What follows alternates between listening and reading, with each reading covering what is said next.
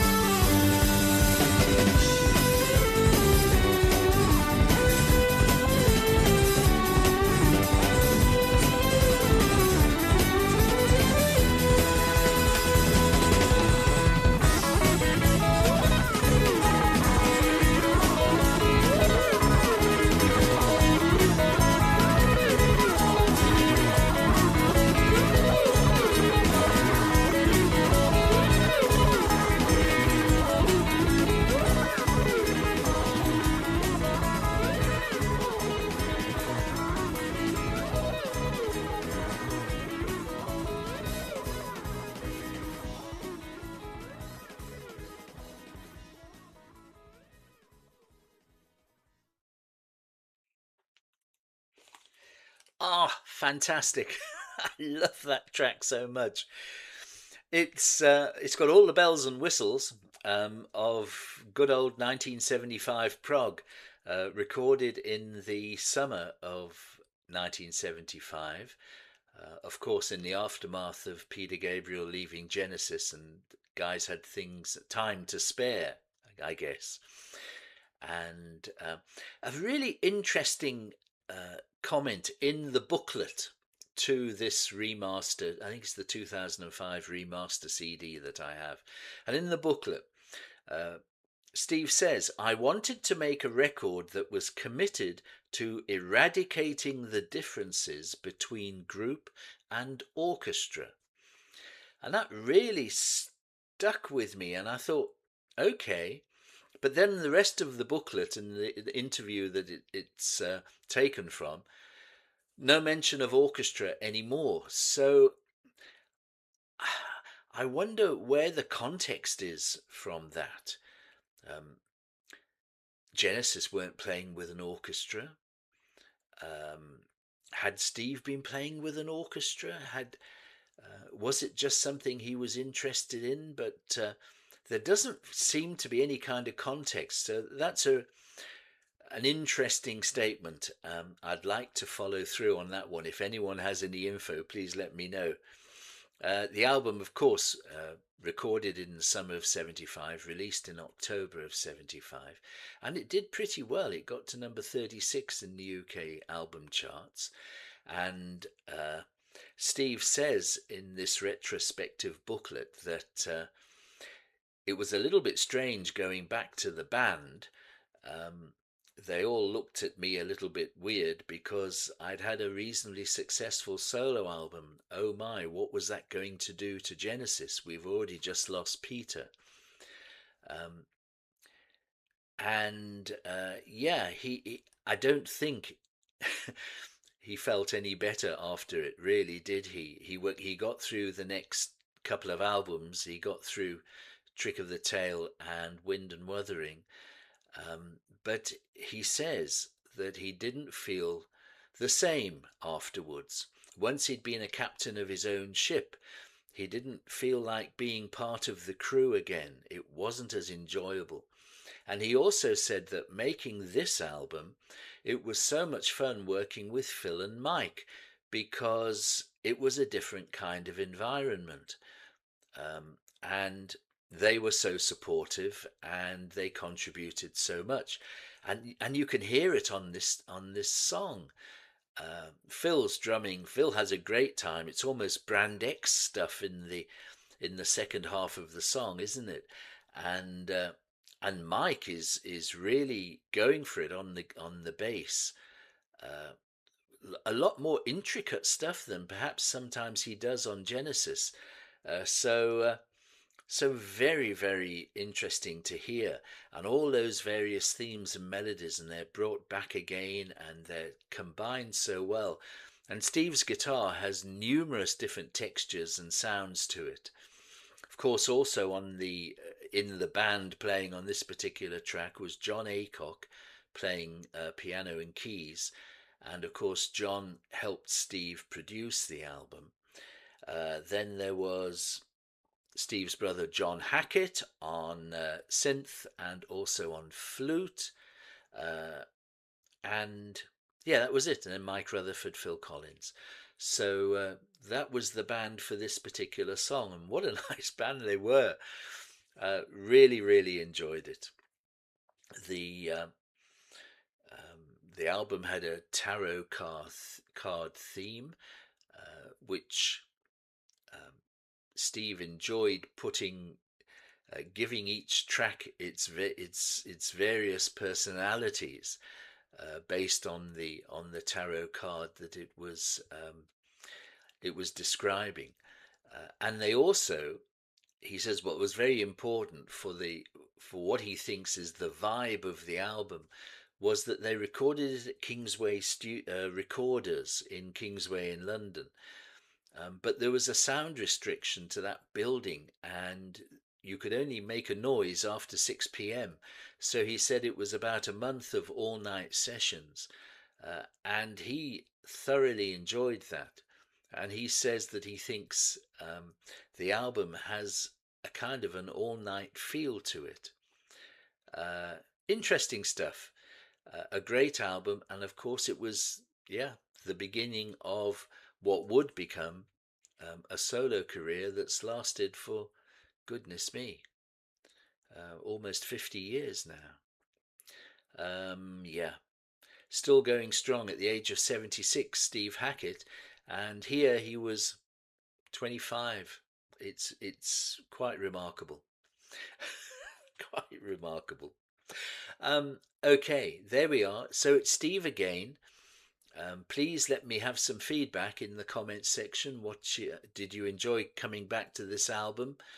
Uh, we really ought to do Star of Sirius because that's Phil Collins singing, and yeah, in hindsight, this was maybe one of the reasons why, or one of the moments that helped Phil get the confidence enough to take on the singing role with Genesis, because he's singing this song before he sang on Trick of the Tail. So that's also interesting. We should have a listen to that sometime as well. Please like and subscribe, as I said before, and also don't forget there's a Buy Me a Coffee where you can support the channel a little bit if you'd like to. That would be really helpful and appreciated. A couple of people have done so, and I've sent back messages of thanks. And also, you can request a song for us to share in the community, play it on YouTube, and get lots of recognition. So think about that as well. But yeah, look at all the playlists, enjoy the videos, and come back to me tomorrow, please, because we do a video every day, and tomorrow is Moody Tuesday. So there'll be a Moody Blues song for tomorrow. But in the meantime, that was Steve Hackett, and I enjoyed that. I hope you did too, and I'll see you all soon. Until then, bye everybody.